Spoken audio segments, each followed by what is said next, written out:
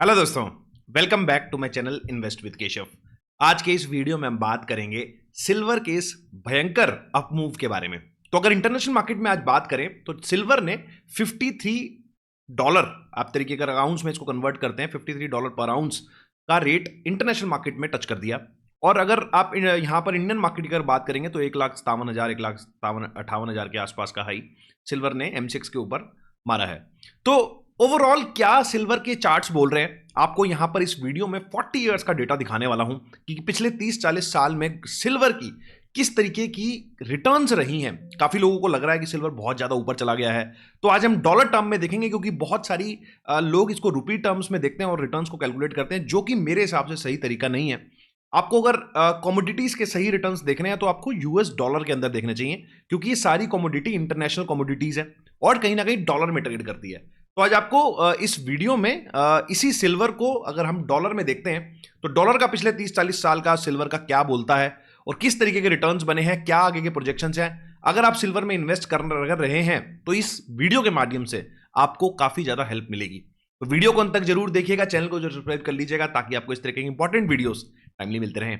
तो चलिए दोस्तों, वीडियो को स्टार्ट करते हैं और सीधा आपको स्क्रीन के ऊपर लेके चलता हूं, जहां पर मैं सिल्वर का आपसे सीधा 40 इयर्स का चार्ट यहां पर शेयर करने वाला हूं। तो ये सिल्वर का लगभग 40 साल का चार्ट है, मंथली चार्ट है। तो आप देखोगे जब ये लाइव मार्केट चल रही है, 50.63 यूएसडी डॉलर पर आउंस का रेट यहां पर इंटरनेशनल मार्केट में चल रहा है।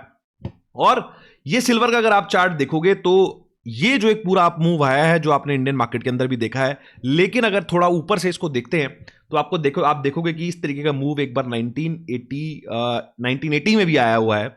उसके बाद सिल्वर को लगभग अगर आप देखोगे यहां पर 1980 से 2011 के अंदर इस तरीके का एक मूव आया। 2011 मतलब आप मान के चलो लगभग 20 और 30-35 साल के बाद ये हाई लगभग टच हुआ।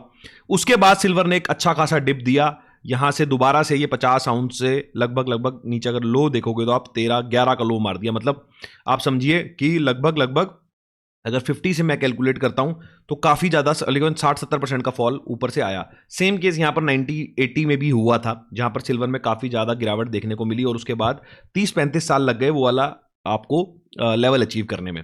यही अब एक बार दोबारा से एक कप का फॉर्मेशन यहां पर बन रहा है, दोबारा से एक बार सिल्वर ने हाई टच कर लिया है 2011 वाला। तो आज हम 2025 में है, 25 एंड होने वाला है, तो लगभग 15 साल लग गए सिल्वर को यही हाई दोबारा अटेन करने में। लेकिन बहुत सारे लोग बोलेंगे कि रुपी टर्म्स में तो ऐसा नहीं हुआ।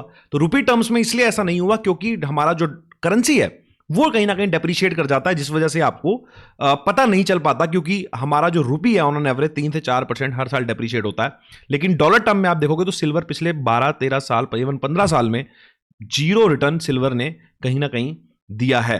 तो आपको यह चीज जरूर ध्यान रखनी है कि सिल्वर के अंदर एक्स्ट्रा बुलिशनेस अगर आप देख रहे हैं तो आपको इस चार्ट को जरूर देखना चाहिए, इस चार्ट को ध्यान से समझना चाहिए, जाकर आप देखेंगे कि कोई भी मेजर पैसा नहीं बना है सिल्वर में पिछले 40 साल के अंदर।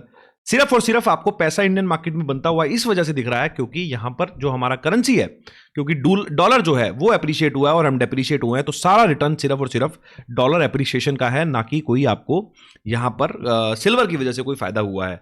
किसी ने अगर यहां पर ले लिया होगा, कोई किसी ने 22-21 में ले लिया होगा तो उसने इस रैली का जरूर फायदा उठाया होगा।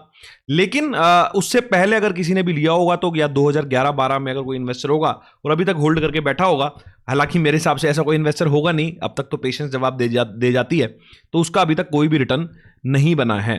तो इस चार्ट को आप जरूर अपने जहन में रखें अगर आप सिल्वर में इन्वेस्ट कर रहे हैं। सिर्फ और सिर्फ आपको डॉलर का यहां पर एप्रिसिएशन जो है उसका रिटर्न आपको खाने को मिला है। अल्टीमेटली पिछले 40 साल के अंदर कोई भी रिटर्न सिल्वर ने नहीं दिया है। अब यहां से सिल्वर कैसा परफॉर्म कर सकता है, कैसा परफॉर्म नहीं करेगा, ये तो हमें आने वाले टाइम में पता चलेगा। लेकिन पिछली बार भी 2011 में इस हाई के आसपास सिल्वर आया था और वहां से फिर रैली फिजल आउट हो गई थी और उसके बाद लगभग $11 पर आउंस का रेट नीचे आया है। तो क्या इस बार भी ऐसा होगा, नहीं होगा? आपको क्या लगता है? इस वीडियो के कमेंट सेक्शन में मेरे को जरूर बताएं।